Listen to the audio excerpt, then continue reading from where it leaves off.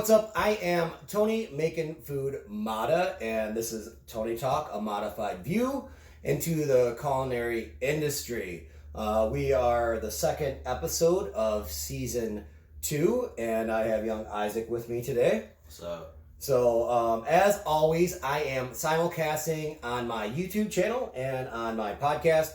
If you want to check out my YouTube channel and see us and view this, you can check out me on YouTube, Mattafied Cooking, Mattafied Cooking, Mattafied Cooking. You type that in, see a picture of me with my chef hat on, and then you can catch all my other podcasts, and then, stuff like that. So let's dive right into it, and I have young Isaac with me. So one of the subjects, or some of the content that I'm doing for season 3 is interviewing people in the restaurant culinary industry, trying to get a certain perspective on their views. Last one was with Annie D, and it was about front of the house versus back of the house. Kind of, sort of, that was the subject matter. So I have young Isaac here, and he is a rookie in the kitchen. He is a newbie, if you will, a small fish in a big pond, I guess. So I met Isaac when I was out opening up. I had a project out in GC that I had to staff up, and Isaac came in, and young guy, and I interviewed him, and he had no experience, right? You had no experience? Yeah, no, it's actually funny. I go into the restaurant, and I actually hand in my application to be a busser, and chef comes out, and he's like, "What do you know in the kitchen?" And the only thing I could tell him was that I knew how to make ramen noodles, and I knew if a chicken's pink, it's not done. That's all I knew. Yeah. I mean, that's all I knew. Yeah. Nothing. So like, that was true. And like, when that happened, I'm like, okay, well, ramen noodles. I love fucking ramen noodles. Yeah, everyone And everybody makes their ramen noodles different, right? Yeah. Like, some people put the little MSG packet in before or after. Some people drop an egg in there. Like, it all depends on your ramen. But you said that when the chicken was pink in the middle, it wasn't done. So that right there kind of was like, okay, maybe this guy has some common sense. So then also, what else did I ask you in the interview? Yeah, a lot of cross-contamination questions. Yeah. A lot of cross-contamination questions. It was like, if you touch raw meat, what do you do right after that? And I knew, you gotta wash your hands. Yeah. Because, what's up, Bella Cat? But yeah, it was... we got Bella Cat here in the studio too. She's very frisky. So a lot of cross-contamination questions I asked you, right? Yeah, lots of them. Okay. There was another question that I think I asked you, was if you played any sports. Yeah, you did ask me that, and I played basketball at the time. I don't anymore. I don't want to crush anybody's hearts anymore. I was too good. No, but no, he did ask me that.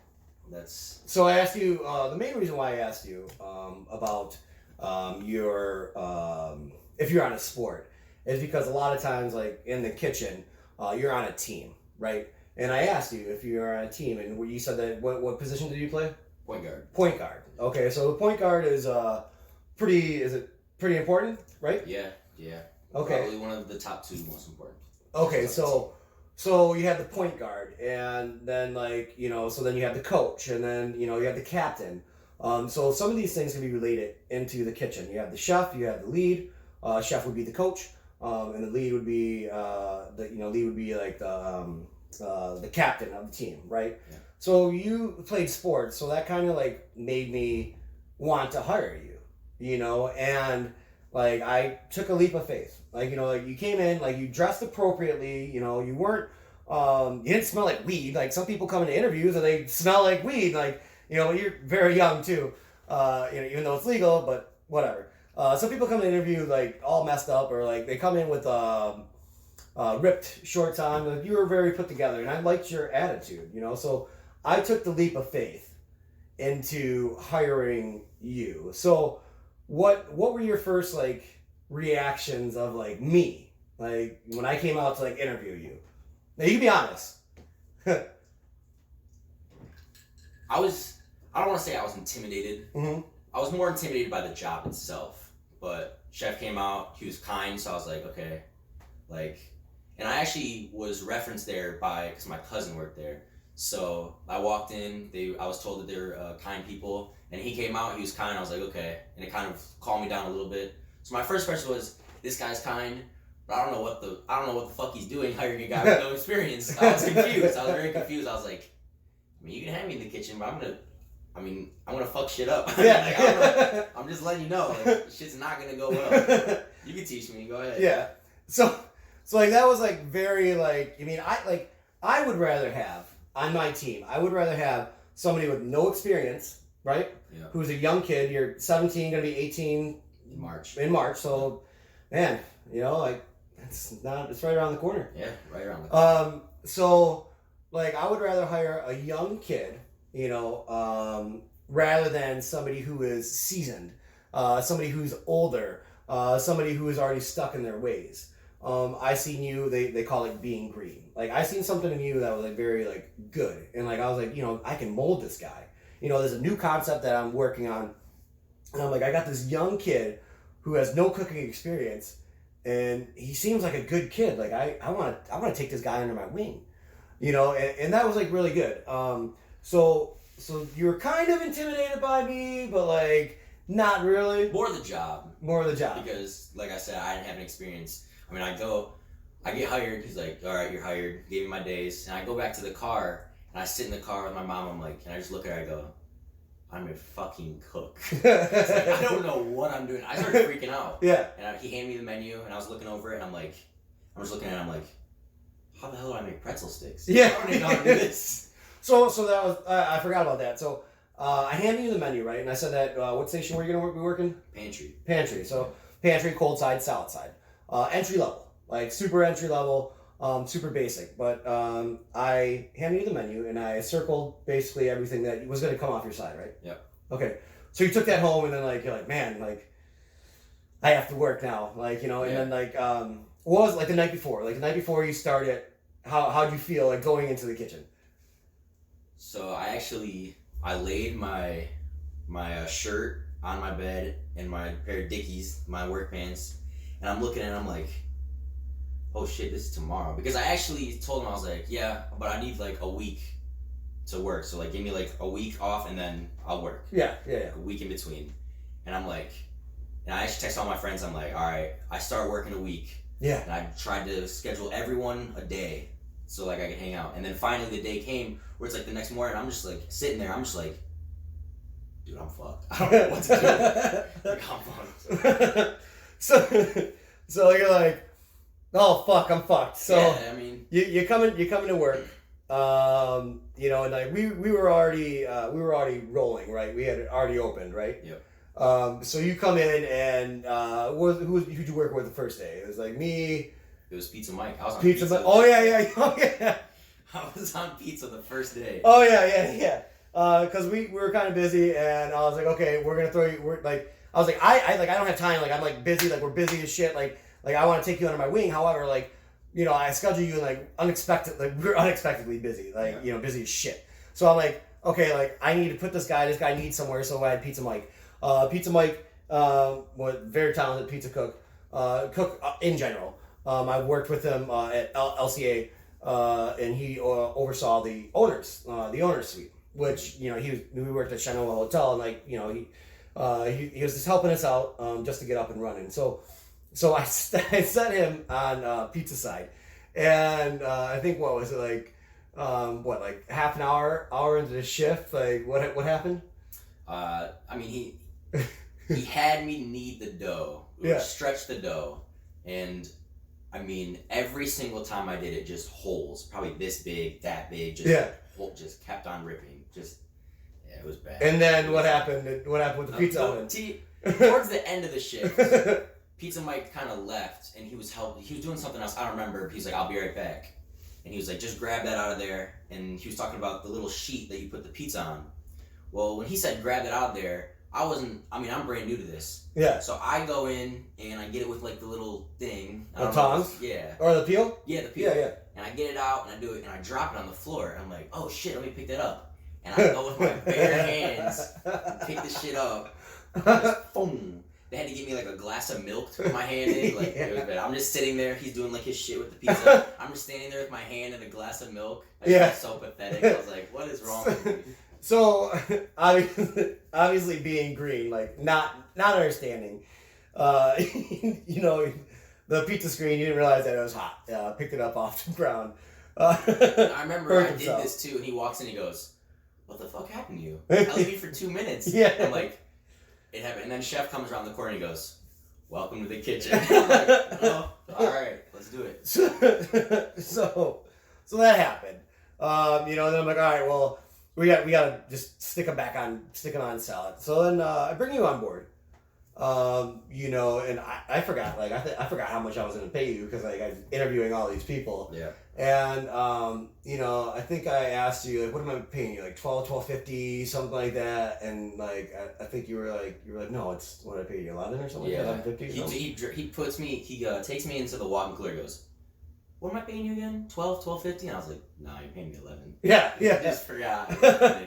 So, I mean, that's good. Like, that right there.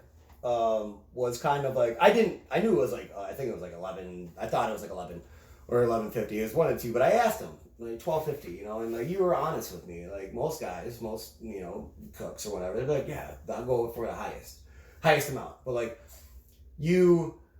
I asked you, and you were just like you told me the truth, and that was like really good. And like that's like another thing that like created like a bond that we had in the kitchen. You know, and I feel that over the course of working with you, that, you know, like our relationship as like chef and cook got very, very strong. So let's talk about bonds in the kitchen. So bonds in the kitchen, obviously, you know, you're working with Damon, right? Yeah, a lot. And Rafiq. Then Rafiq. A little bit with Tom. And then you. And then with me, a lot. Like I ended up, you know, started taking over the grill a lot, you know, because I wanted the person that we want to talk about was on the grill, and he wasn't as good as me, you know, and I wanted to, I kind of wanted to show you the way, you know, and me being the executive chef, taking my time to work with young Isaac over here, I think that it helped develop you, and, you know, that was good. So your bonds with like Damon, like, and Rafiq and Tom, like, let's talk about that for a minute. Like, how do you feel? Like, how do you feel about like Damon? You know. Oh man, I don't know if you're gonna be watching this, but Damon is my fucking guy. Yeah. I love Damon. Yeah. He is one of the kindest people I've met in my life. Like I walked in and Damon's like a tall, yeah, dark-skinned man. Yeah. Like, he's the man. He's a big dude. Like if I seen him on the street, like I'd be kind of intimidated a little bit by him, you know, and like. Hell yeah, he's the man. I fucking love Damon. I walked in and I remember because I think it was my first day or second day on Pantry, and he looks at me and goes, "What kind of music do you listen to?" And I look at him and I'm like, "Oh shit, what do I tell him?" And I'm just like, "I listen to rap music," and he's like, "My guy." I'm like, yeah. All right, man. He started playing my shit for me. I was like, yeah, this is my guy right now. Yeah. Yeah, he brought me in. I mean, him, Rafiq is awesome too. I fucking love Rafiq. Tom, hilarious as shit. One of the funniest guys I've met in my life. Yeah, yeah. And they all brought me in as family pretty much. That was like the biggest thing was I walked in and like I immediately felt like, oh shit, like I don't gotta be nervous about this. Because if I fuck up, they can help me out. Yeah. They got my back. Yeah. So I was good. So I mean that's good, and like I'm happy that Isaac had mentioned that. You know, and I've said this stuff in some of my other podcasts too, about you know, bonds, the bonds you make in the kitchen, the bonds you make in the restaurant, just the bonds together. So like you feeling like that this is your second family, you know, or you coming into the kitchen and you feeling that like, fuck, if I fuck up, like these guys got my back. That was like really, really good for you, right? Oh yeah. So there's been other kitchens that I've worked in, and I've seen like the new guy, like they're gonna fucking razz the new guy, right? And you know, and they're not gonna help him out. They're like, you know, sink or swim, like you got hired, like, you know, what the fuck? But like with you being very new, and I told all the guys, like, this guy has no experience, but like this guy's like good. Like I have a good feeling about him. that was like really good. And like, I always thought that it was, I don't want to say like, I don't want to say cute, but like sweet. I don't want to ruin your street cred here. It's all good. But It's all right. but like so, Isaac was on Pantry. Obviously Damon took you under his wing. And then like same with Rafiq. And a lot of times I'd be over in pizzas on Pizza Land. And I'd look through the little window and like I'd see Rafiq, and like Rafiq would just tell you what, do this, do that, do this, that, and the other. And was that was good for you? Yeah, the beginning, there would be some stuff he'd say, I'd be like, dude, I don't know how to do that. Yeah. Like literally, I had so little experience. There was one time he looks at me and he goes, hey, drop me 2 fries. And I just stood there, I was like, I don't know how to drop fries. I do not know how to do this. Yeah. But then when like a couple months passed and I was working there still, I mean, he'd ask me, he'd be like, do this, do that, and it would help. Definitely. Yeah, and like I remember that, like when like you were like, I don't know, like I don't know how much an order of fry is, like being like new, like you don't know, and like us seasoned cooks, like we're like, dude, like this guy don't fucking know what an order of, it's fucking literally like a basket full of fries. It's fucking, you don't know, like if I was like my younger self and like you came out, I'd be like, what the fuck, dude? Like, are you serious? Like, you literally don't know what a fucking order of fries is, But like Rafiq was like. He was like, just fill up the basket with fries, and dump it in the basket. That's an order of fries. Drop it, make sure it floats. floats. And when it floats, it's done, right? So that was like really good, and like I seen like I said, like I seen a lot of potential in this guy, this young man, and for the first 2 weeks, like you. Tell me about your club sandwiches. I couldn't cut them. I just couldn't cut them. Yeah. I mean, club sandwich is pretty self-explanatory. I mean, you just put the meat, the lettuce, tomato, mayo. That was pretty easy. And we didn't have the middle bread in there. Most club sandwiches have the middle bread. We just had 2 pieces of Texas toast. Bread on bottom, bread on top. Yep. Ingredients in the middle. That was it. I couldn't cut it for whatever reason. Yeah. They had me do a bread knife. Yeah. Do a chef's knife. Yep. I just couldn't do it. Yeah. It would just be, I don't know if you guys can see this. I mean, it would just like, I'd have, like one time literally, one of the pieces of bread was just gone. I don't know where it went. It was just gone. Like the little corner was gone. Yeah, and right? he just walks in and goes, where's the bread? Go, Chef, I'm gonna be honest, I don't know what the hell I did. I don't know how this happened. It's somewhere though. You'll find it eventually. Yeah. I don't know where it's at. It's pretty good. So for like literally for like 2 weeks, like this young man this young cook, this green cook, like this person that never cooked before, ever could not cut a club sandwich, right? And then he'd be like, Chef, can you cut this? And then it was like kind of like a little joke, like, oh man, we got a club sandwich, like, is Isaac gonna be able to cut this, right? And then one day, he says, Chef. He's like, look. And he fucking cut it. Like, you cut it. And it was perfect. Right? And, like, that feeling right there, even though it was monumental, like, or it might be minimal in the grand scheme of things, but for a cook. For me, it was huge, though, because for 2 weeks, I couldn't do this shit. Yeah. I could not do this shit. Yeah. I just couldn't. So finally, I get it, I'm like, I just looked at it. I'm just like, no way. Yeah. I just did this shit. Yeah. No way. That's badass. So simple, like things that you did, like you cut a club sandwich, and like this was monumental to your beginning career as a cook. And I have often referred to cooks as pirates. We're in the pirates. Anthony Bourdain in Kitchen Confidential. Like, have you read that book yet? No. Okay, you need to read it, or you need to listen to it, audiobook. He refers to pirates, the band of pirates in the kitchen, and you're my guy. You're one of my pirates.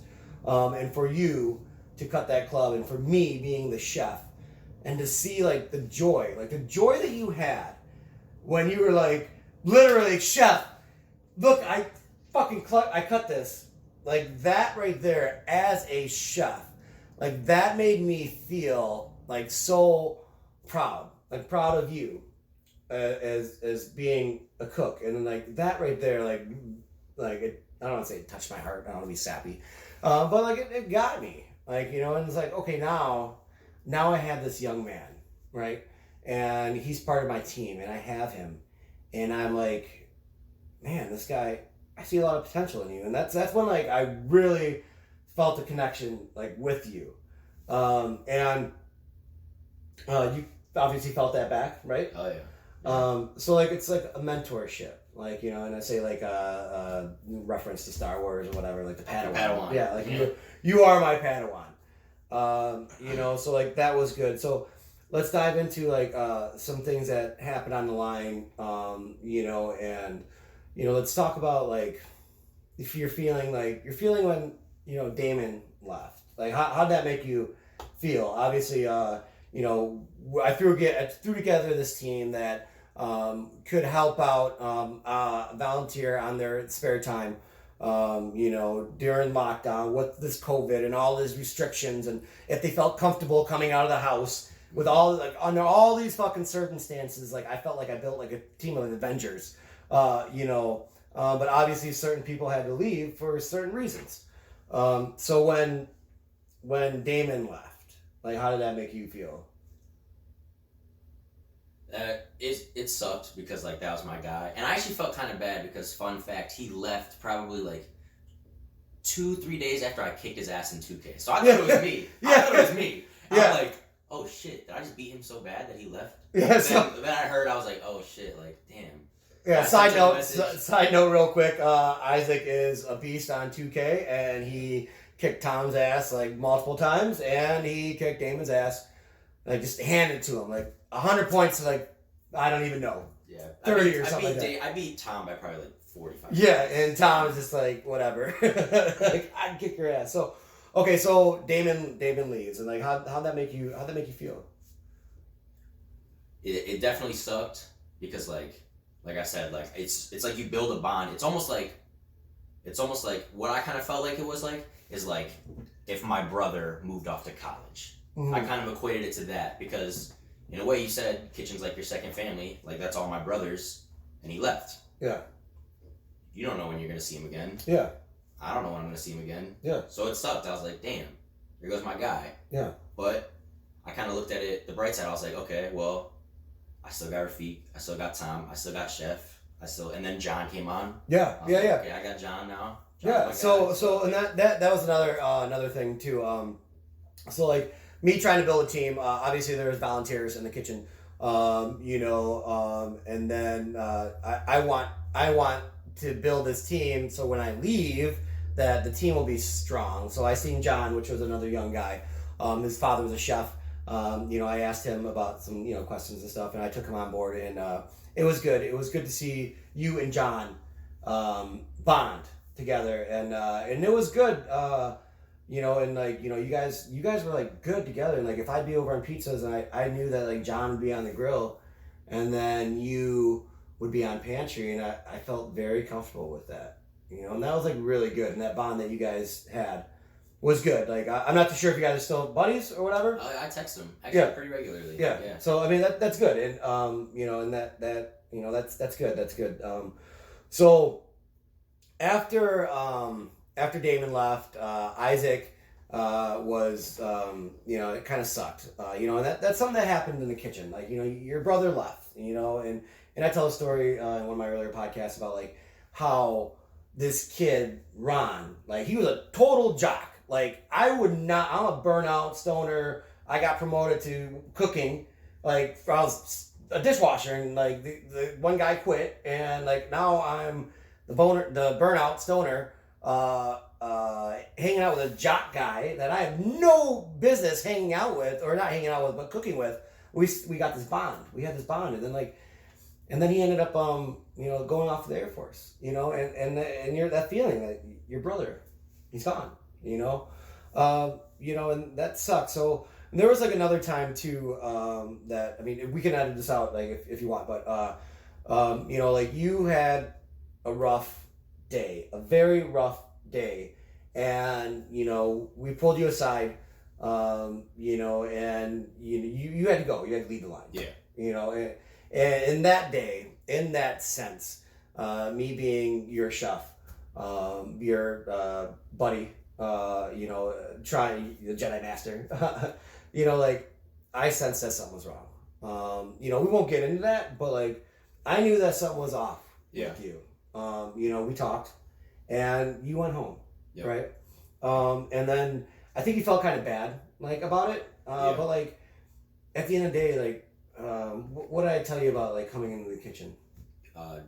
He told me you were like, the kitchen is always, these were his words, the kitchen is always a place that you can go to relieve stress, because you just go out, crank out a rush, and it feels good after. Yeah. You don't got to worry about anything, because all you're worrying about was what you're making. Yeah. You don't got to worry about anything. Yeah. And on top of that, you're spending it with people who you have a bond with. So on top of it, it's like, not only do you do your shit and you're like, oh shit, I did that, but also you have your brother here, your dog here, and you're like, oh shit, we did that. Yeah. We went crazy. Yeah. Let's go. Yeah, and that's like something that,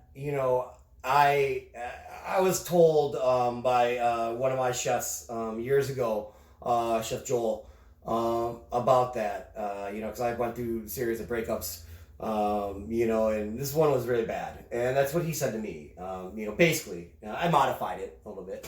But like, basically that's what he said. He said, like, at the end of the day, like, your problems fade away. Like, you have to focus on this one dish at a time. Get through that dinner rush. The kitchen, the bond that you make. You're with your family. Like, that's what it's about. Like, you get in there and all your other problems melt away. Like, and then afterwards, like, they come back, which sometimes it sucks, and then you drink, and well, you can't drink, but like, that's good. Like, I'm glad that I was able to help you out, like, with that. And that's good that you like retain that information, and that's a good feeling, right? Yeah. Like the feeling that you get, like it's surreal. Like when you're banging out a dinner rush. Hell yeah. And you get through that rush. And and the funny thing is when I first started working there, because I had no experience, I couldn't do anything fast. Yeah. I hated rushes. Mm-hmm. They were the worst. I'd be like, dude, this is fucking terrible. Like, I requested off Fridays and Saturdays. Yeah. For the simple fact, because I knew they were going to be the busiest days, I didn't want to work them. Yeah. And then I got better at it, and then it was more like, okay, well, give me Fridays. Yeah. Like, I want to do that now. Yeah. And I'd do it, and I'd be like, I'm the man. Like, I'm the man. Yeah. That's how I felt. So that gave him a little bit of confidence in your life, which is in cooking, but also gives you confidence in life. And I often tell like people, like, especially like young chefs, my sous chefs, young cooks, like, you have to own it. Like, you own it. Like, if you fucked up, you fucked up, right? Right. But like, you don't just like, oh well, yeah, like, it wasn't my fault. Like, dude, you fucked up. Like, you overcooked the steak. You burnt something. Like, you dropped something on the floor. Like, you fucked up, man. Like, own it. And then, like, now, like, you know what not to do next time. Yeah. Right? Do you ever wonder what it's like to be a chef? Or you think you have what it takes to work in a restaurant? Or ever wonder what really goes on in the back of the house? Well then, you should tune into Tony Talk, a modified view into the culinary industry. Each week, I go over a topic or a situation or something that you see in the kitchen every other day. I give you the inside scoop on what it takes to work in a restaurant. And I go over the daily struggle that is known as chef life. So tune in and get modified.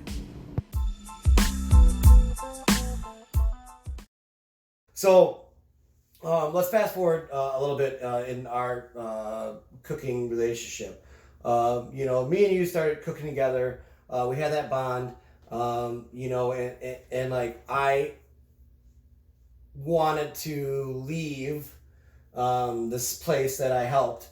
I was getting burnt out. I was getting burnt out a lot, working 17 hours, or not 17, 70 hours a week, basically 6 days a week, especially Saturday and Sunday. Like, those were long, like 15-hour days. Like, me and Annie, we would fucking work Sundays, like me and her would just open close every Sunday, and then she did that on Saturdays a handful of time, and like me and her like we like put a lot of time and effort into this place, and I was getting burnt out, and like I was probably going to maybe quit, but I see this young man, and he gave me some inspiration, and I heard John. I seen you guys working together, and that was inspiration, and that helped me, got me through a dark spot, like at that place. Because I was at the ends, like with that place, and you and John like pushed me to get through, and I thank you for that. Like that was like really good. It was no inspiration. Problem, oh yeah. So now let's talk about after I left. Obviously, I left abruptly. And what was your feeling? Like, how did you feel when Chef was gone? I felt safe because I was like, okay, well, at least when he left, it wasn't like 2 weeks after, so I know kind of what I'm doing now. Yeah. But at the same time, it was weird because from there on out, every single day I worked was with him, every day. Yeah. So, and then like one day, he just isn't there.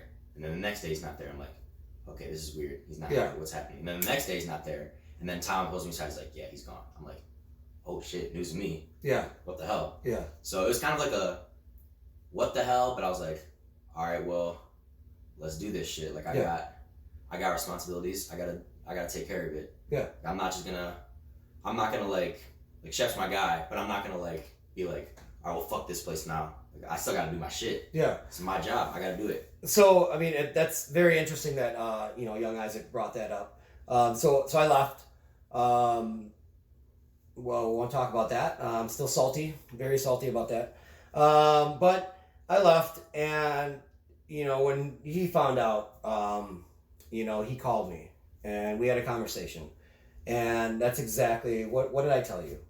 I mean, he told me, he was like, just keep doing your shit. Don't quit. Don't do anything. Just keep doing your stuff. I mean, you didn't want to influence my decision at all, really. Yeah, yeah. And I was like, well, I mean, like, it's gonna suck not working with you. Like, you're my guy. Fucking loved working with you. But, like, I gotta do my shit. I gotta get my income. Yeah. And I feel like, in a way, it kind of propelled me. Because then when he left, that's when I started to work on a grill more. Yeah. And by then, I was already working pretty much pantry and fry at the same time. Yeah. But then I started getting trained on grill. Yeah. I started learning a lot more stuff. Yeah. So, in a way, no offense, it was kind of a blessing in disguise because I'm starting to learn more. Yeah. At the same time, it sucked. Don't get me wrong. That's my guy. But yeah. I learned more doing it. So I was like, I can't quit. Like, I gotta. Yeah. So you have to keep on pushing, and there's a couple of those little blessings in disguise that happen. Like we on the ride over here, we had that conversation about my career path and where it's going, and like I'm about to blow up. Right. But like, okay, so I told you that keep on pushing. And you, I think you called me or you texted me or Snapchatted me or something and was like, yeah, I'm running the grill now. Yeah. Like, and like you were excited. And like for me as a chef to see this young guy, mind you, he had no cooking experience. Like, like when he started out and like now, he's running the grill and he's texting me and calling me and like, yeah, I got this, chef. Like, I got this. And I'm just like, okay, this is sweet. This is sweet. This guy's I got him. He's got me. And like, he's got this. And I felt so good, like as a chef. And that made me feel real good about it. And yeah, that's fucking great, man. Like I'm awesome with that. So, so you decided to, after that, that happened, like your grades started falling behind in school, if I'm correct. Yeah. And you couldn't work the schedule that you were getting overscheduled. Yeah. So let's touch base on that a little bit. I'm always about work-life balance. Now being an executive chef and like making these calls and like calling the shots 100%. Like I want your schedule to be good, and especially like with like labor laws and like being young, 17, like not having to be able to work past 10:30 like on school nights and 11 on like weekdays, like it's like you had your schedule, you're getting overwhelmed, and you had to quit, right? Yeah. And was it hard? How was it? Because I've the last couple of jobs besides the last one, like I've always like resigned, like and had something like set up and like this, that, and the other, like so this is like the first, because this is like your first job, right? Yeah. So you had to quit. Like how'd that make you feel? It was scary for sure because because I love people who are there. Those are my people as well. Yeah. Like, I love Chef. I also love them. They're awesome to me. But so I called them and I'm just like, and I'm wondering. I'm like, well, I hope they don't like fucking hate my guts now. Yeah. Because But I'm like, and I just talked to them like, I mean, I love you guys. I love working for you guys, but like school's my number one priority right now. Yeah. I gotta do this. And he was just like, he was cool with it. He was like, all right, yeah, that's cool. And I want you to succeed at school as well. Yeah. So it was like a mutual thing. I was like, all right, cool. And I love them. They love me still. So yeah. And it actually wasn't that bad. Yeah. And that's that. Like when you quit someplace, like I said, like the bonds, like you talk about Damon, your brother, leaving, right? I left, the Jedi. I left. Like that sucks. And then like now, like you feel bad because you have to leave. Like you have to leave your kind of your family, and you don't want to let them down. And like that feeling that you had right there is like, I guarantee that almost every chef or every cook has had, if they really care about the place and care about their job. Other cooks are just like, well, fuck this place. Fuck your little 17 hours. You can take your little 17 hours and you can have them. I had a guy say that to me because like obviously during COVID, like I have to cut hours. I'm the executive chef. I have to cut hours. So this guy calls off multiple times. Comes in late. Send him home because he's not wearing the right shoes. The restrictions that I had was like I had to have limited hours. Like I have an executive chef that I have to answer to, who oversees all of it. And like I have to meet my food costs, my labor costs, and I scheduled this individual, and he got mad at me and was like, you could keep your little ass 17 hours. Like I don't need that. And I was like, so you quit? And it was all through text. Like, and I was like, dude, like what you can't even come to me and like say, hey man, like why are my hours being cut? Like that right there, I'm like, screw that. Like but like that's a whole those are toxic cooks. In other podcasts I talk about toxic cooks and toxicity in the kitchen. Yeah. So obviously we haven't worked together in a while, and this is what 4 months since we've worked together. Yeah, pretty much. So I want to hire Isaac, young Isaac, at my place, but like his grades were falling behind because of working too much. Like you need to graduate. You're gonna graduate this year, right? Yep. Senior. Yeah, you're a senior, man. So you're gonna graduate this year, and like I have your back 100%. Like I seen some potential in this cook, this young man, to be great, and I love it. I love this guy. I love this kid. So like I'm gonna hire him as soon as he gets a car, as soon as he gets his license. Like I'm gonna hire this guy, and I'm gonna work with him, and it's a bond that we've made, and I'm pretty sure that we're probably working together. And then, if something happens, we get another job opportunity, you go off, maybe you go off to college or something like that. Like that's it, but like always, like I'll have your back 100%.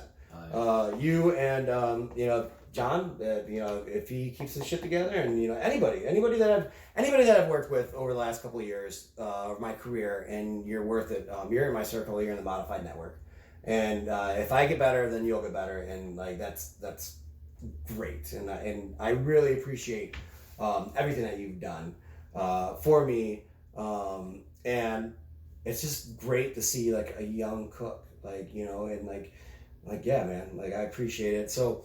We're gonna kind of wrap this up a little bit. Is there anything else that you want to talk about? I got a funny story. Yeah, what's the story? And it actually involves who's on the last podcast, Annie D. I think you know what I'm gonna say. Okay, let's not get too. No. No.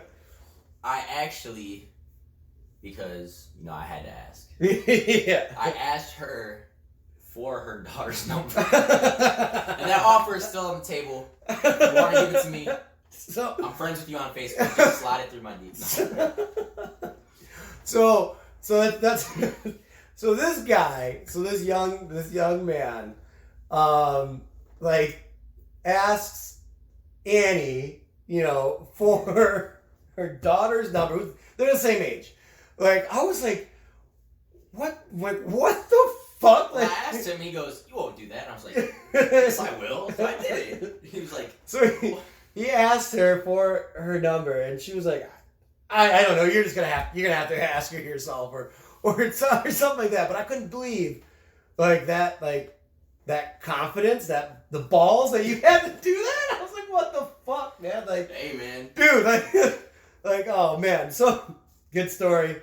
So I want to round out this interview of like being a rookie in the kitchen, like being green, like a couple questions that I want to ask you. Best feeling that you have, or what's the best feeling that you have about being like a line cook and like being in the culinary industry, being part of this team? What's the best feeling that you have had, or the feelings that you get? I got two. The bonds you make, Mm-hmm. because, and I think I put that one as number one just because those will also carry. Yeah. So me and him got a bond that's for life. Me and Damon got a bond like that. Me and Tom working on it. Me and Rafiq got it like that. Yeah. Rafiq still texts me. I love Yeah, it. yeah. That's my guy. Yeah. And but then also the rush, obviously, when you crank it out and you finish and you can just kind of stop and be like, "Oh yeah, I did it. Yeah. We're done. We got it." Yeah. Because like you say, service always comes to an end eventually. Yeah, service always comes to an end eventually.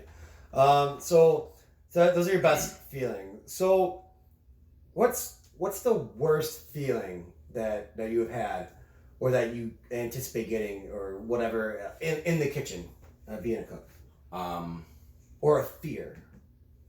The worst feeling is when I fuck up food, because I want my food to be at its tip-top shape for the customer. Mm-hmm. Because if the customer's happy, I'm happy. Yeah. I don't care. Yeah. So when I fuck that up, I'm like, shit, I gotta do it again. They gotta wait. They're gonna get hangry. I'm like, damn. Or also, if someone leaves you in a lurch, like a certain someone that we worked with, called off a couple days in a row. Oh yeah. Yeah, they left us in a lurch. And that's your guy.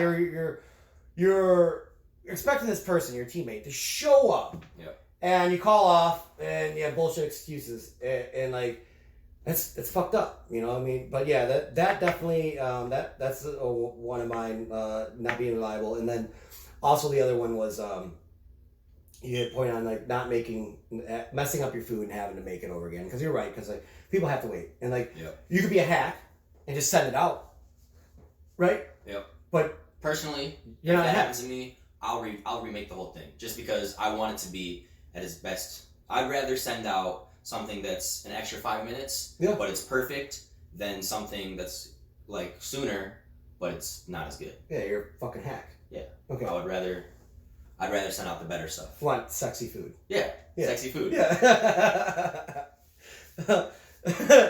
Excuse me, I need to talk to the chef. I go out there. Are you gonna make my food sexy? As my mother says to him. I was like, what the fuck? Who's this? I'm like, oh, okay. Okay, so best feeling, worst feeling.